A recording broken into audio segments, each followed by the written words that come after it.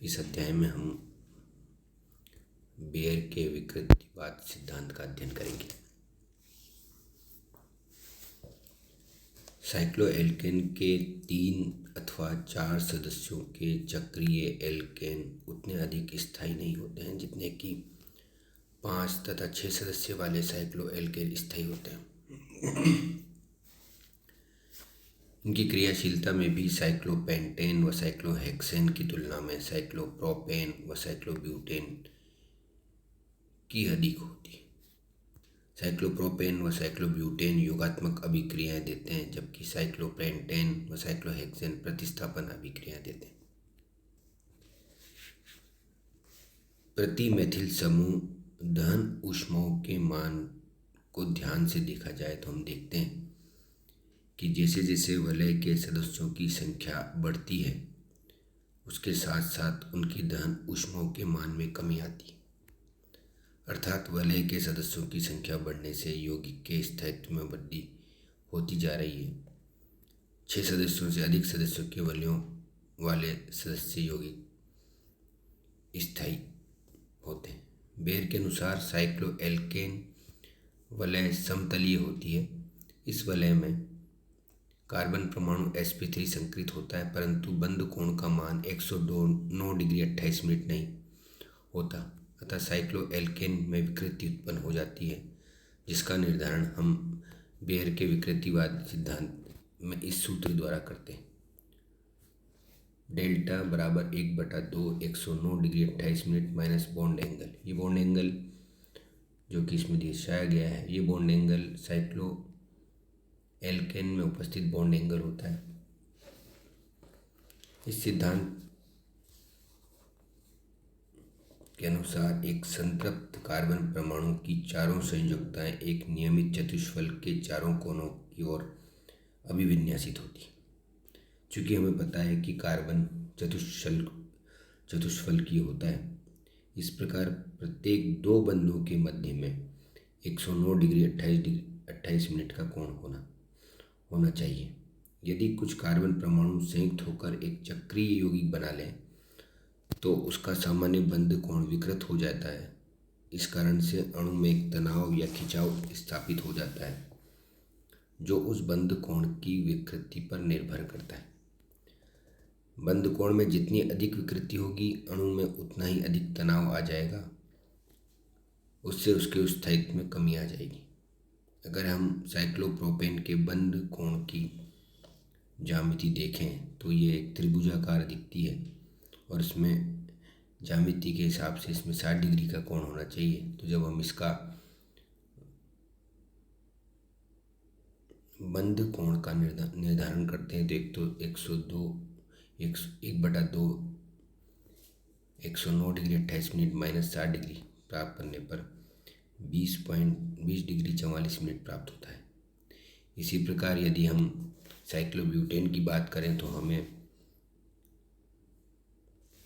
-8 degree 44 minute प्राप्त होता है।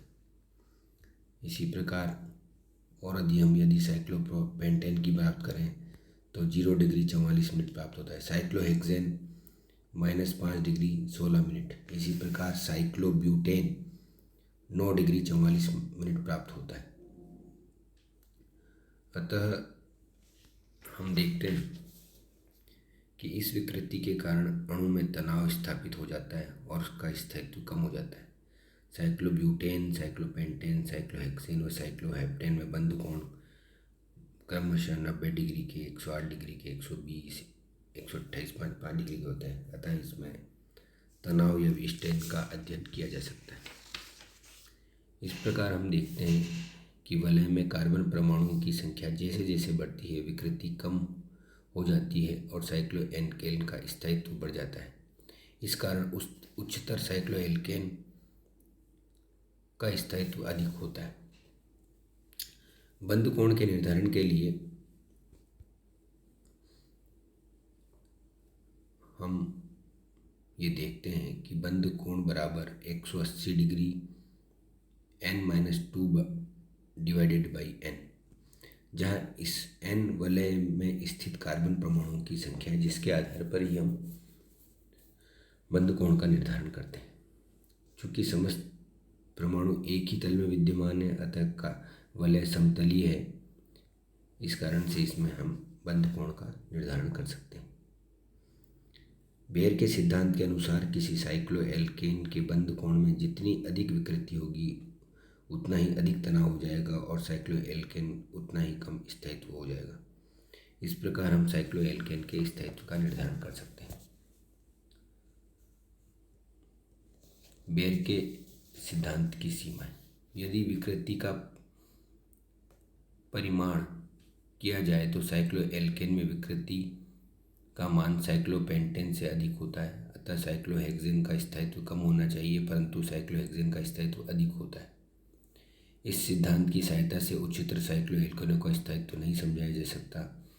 इस सिद्धांत के अनुसार उच्चतर साइक्लोएल्केन वलय समतली होती है, परंतु वास्तव में ये वलय समतली नहीं होती बल्कि झुर्री नुमा होती है, जिसे कोई विकृति नहीं पाई जाती। इस सिद्धांत के आधार पर न्यूनतम विकृति 54 मिनट साइक्लोपेंटेन की और साइक्लोहेक्सेन की -5 डिग्री 16 मिनट होती है, इससे अधिक होती है। इस सिद्धांत के अनुसार बड़ी वलयों की विकृति अधिक होती है, अतः तनाव के कारण उसका स्थायित्व कम होना चाहिए, परंतु वास्तव में बड़ी वलयों में साइक्लोएल्केन लगभग एन एल्केनों जितने ही स्थायी होते हैं, क्योंकि उनकी धन ऊष्माओं के मान स्पष्ट है। यह सिद्धांत मानता है कि साइक्लोएल्केन की वलय समतलीय होती हैं अथवा होने का प्रयास करती हैं, जबकि छोटी वलयों के अपवाद को छोड़कर सब वलय नॉन प्लेनर होती हैं। साइक्लोएल्केन या के साशे का विकृतिहीन वलय सिद्धांत। साशे के अनुसार उच्चतर साइक्लोएल्केन वलय समतलीय नहीं होती बल्कि इनकी संरचना झुर्री नुमा होती। इसमें बंद कोण का मान 109 डिग्री 28 मिनट ही होता है, अतः उच्चतर साइक्लोएल्केन वलय में कोई विकृति नहीं पाई जाती। इस कारण उच्चतर साइक्लोएल्केनों का स्थायित्व अधिक होता है। उदाहरण के लिए साइक्लोएल्केन कुर्सी और नौका के समान संरचना प्रदर्शित करता है। इसमें कोई विकृति नहीं होती। इसमें से कुर्सी संरचना में सांतरित संरूप उपस्थित रहता है, जबकि नौका संरचना में एक ग्रसित रूप उपस्थित होता है, अतः कुर्सी संरचना का स्थायित्व अधिक होता है। यहाँ इस चित्र में हम देखते हैं कि कुर्सी संरूप और नौका संरूप आपस में अंतर परिवर्तित होते रहते हैं और कुर्सी संरूप संरचना में सांतरित संरचना पाई जाती है। बेयर ने माना था कि संतृप्त वलय भी एरोमेटिक वलय की भांति ही समतलीय होती हैं और इस आधार पर उन्होंने विकृतिवाद का सिद्धांत दिया, जिसके अनुसार छोटी वलय युक्त यौगिक स्थायित्व व क्रियाशीलता में को आसानी से समझाया जा सकता था, लेकिन साइक्लोहेक्सेन व उससे बड़ी वलयों के स्थायित्व को बेयर के सिद्धांत नहीं समझा पाया। इसी आधार पर साशे ने सुझाव दिया कि वलय जिनमें 6 अथवा अधिक सदस्य हों वे समतलीय नहीं होती बल्कि झुर्रीनुमा या पुटित होती हैं। इस व्यवस्था में चूंकि समस्त कार्बन एक ही तल में नहीं होते, अतः उनका सामान्य बंद कोण बना रहता है। इसमें कोई विकृति नहीं आती, अतः तनाव उत्पन्न नहीं होता। इस कारण वे स्थायी होती हैं, अतः इन वलयों में तनावहीन वलय कहते हैं। इस प्रकार साशे के सिद्धांत के आधार पर साइक्लोएल्केन निम्न 2 प्रकार की तनावहीन वलय प्रदर्शित करते हैं, जिसमें हमने देखा कि वो कुर्सी रूप में भी दर्शाते हैं और नौका रूप में भी दर्शाते हैं।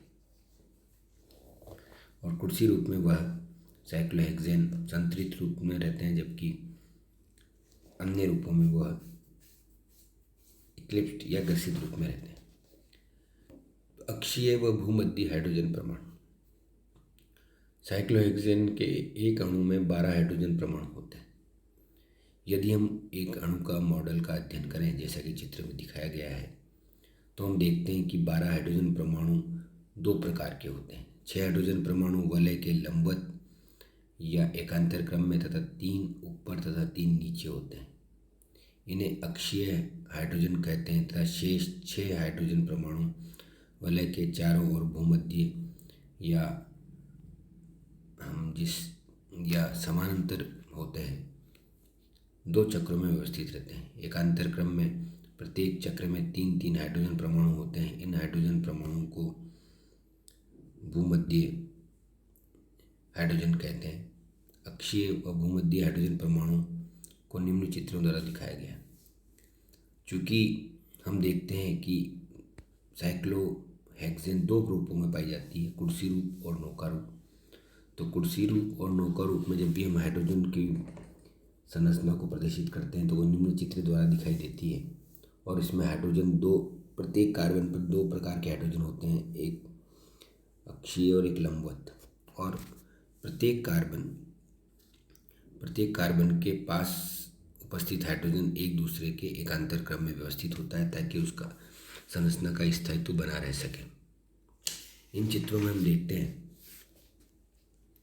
कि कुर्सी रूप में अणु न्यूनतम तनाव में है, अतः अत्यधिक स्थायी होता है, जबकि नौका रूप में हाइड्रोजन परमाणु परस्पर एक दूसरे के निकट आ गए हैं, अतः ये एक दूसरे के प्रति अंतरक्रिया के कारण अणु के स्थायित्व को कम कर देंगे। यही कारण है कि नौका रूप कुर्सी की तुलना में कम स्थायी होता है, जिसमें भी हम कार्बन 1 और कार्बन 4 के इन दोनों हाइड्रोजन परमाणुओं को फ्लैगपोल हाइड्रोजन कहते हैं, क्योंकि हम देखते हैं कि इन फ्लैगपोल हाइड्रोजन परमाणु दोनों एक तरफ ही अपने नज़दीक या एक तरफ ही आ रहे हैं, इसलिए इन्हें फ्लैगपोल हाइड्रोजन परमाणु कहते हैं।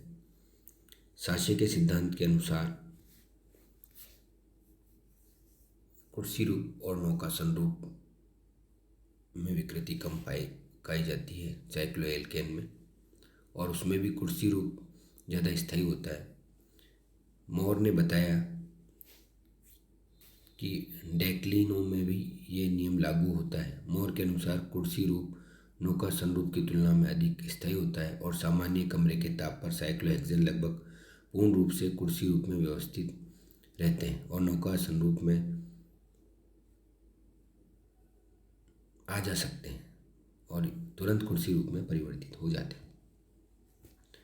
डेकेलिन साइक्लोएल्केनों के संयुक्त निकाय को डेकालिन कहा जाता है। ये दो प्रकार की होती हैं, सिस व ट्रांस। डेकालिन मोरे ने तनावहीन वलय के सिद्धांत को इन डेकालिन पर लागू किया और बताया कि कुर्सी एवं नौका संरूपों के संयोजन से दो प्रकार के डेकालिन बनते हैं, जिन्हें हम सिस व ट्रांस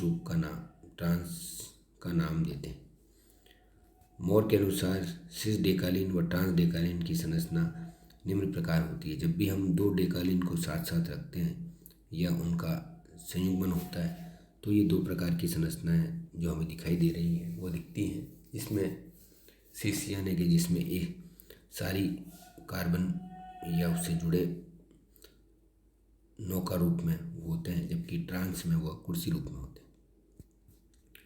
बाद में हेसल ने बताया कि सिस व ट्रांस दोनों डेकालिन स्थायी कुर्सी संरूपन के संयोजन से ही बनी है।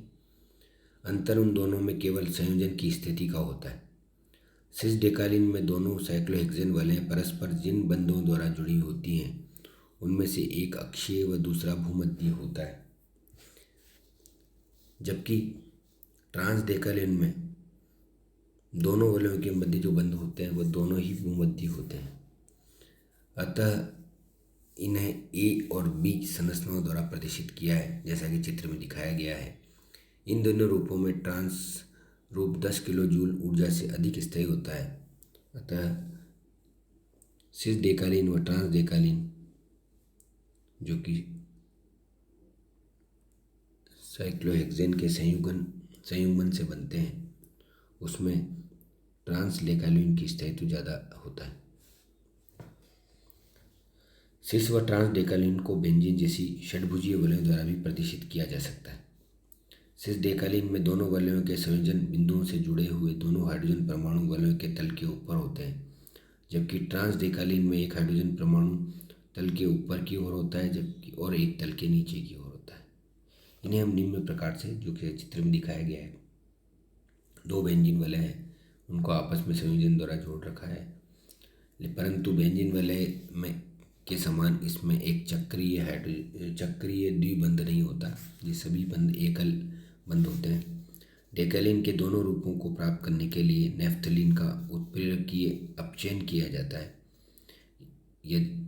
निकल उत्प्रेरक लिया जाता है तो प्रमुख उत्पाद के रूप में ट्रांस डेकालीन प्राप्त होता है, जबकि प्लेटिनम उत्प्रेरक की उपस्थिति में सिस डेकालीन प्रमुख रूप से बनता है। अर्थात निकल द्वारा पूर्ण अपचयन पर ऐसे यौगिक का निर्माण होता है जो ज़्यादा स्थायी होता है, ट्रांस बनाता है, जबकि प्लेटिनम से सिस डेकालीन का निर्माण होता है। दोनों ही डेकालीन अत्यंत स्थायी द्रव्य होती हैं और साइक्लोहेक्सेन के समान होती हैं। इनके गलनांक को हम देखें तो हम देखते हैं कि ये वह ऋणात्मक होते हैं। रासायनिक अभिक्रियाओं में भी साइक्लोहेक्सेन के समान ही ये अभिक्रियाएँ देती हैं। यदि हम डेकालीन की क्रिया ब्रोमीन से कराएं तो 1 ब्रोमोडेकालीन प्राप्त होता है। इसी तरह यदि डेकालीन के सेलेनियम की उपस्थिति में भी हाइड्रोजनीकरण कराने पर हमें पुनः नेफ्थलीन प्राप्त होता है। औद्योगिक डेकालीन वलय का में सिस और ट्रांस डेकालीन का मिश्रण होता है। इसका उपयोग पेंट, वार्निश आदि में इसका किया जाता है। साइक्लोप्रोपेन वलय में कदली बंध या बनाना बंध। साइक्लोप्रोपेन में कार्बन परमाणु sp3 संकरित होता है और इसमें बंध कोण 60 डिग्री का पाया जाता है। अतः अतिव्यापन द्वारा कार्बन कार्बन अक्ष द्विबंध नहीं होता है, बल्कि एक अक्ष के ऊपर होता है। इस कारण बनने के वाले बंध का आकार केले के समान होता है। इस कारण इस बंध में कदली बंध कहा जाता है। अतिव्यापन की मात्रा कम होने के कारण इस बंध का स्थायित्व भी कम होता है।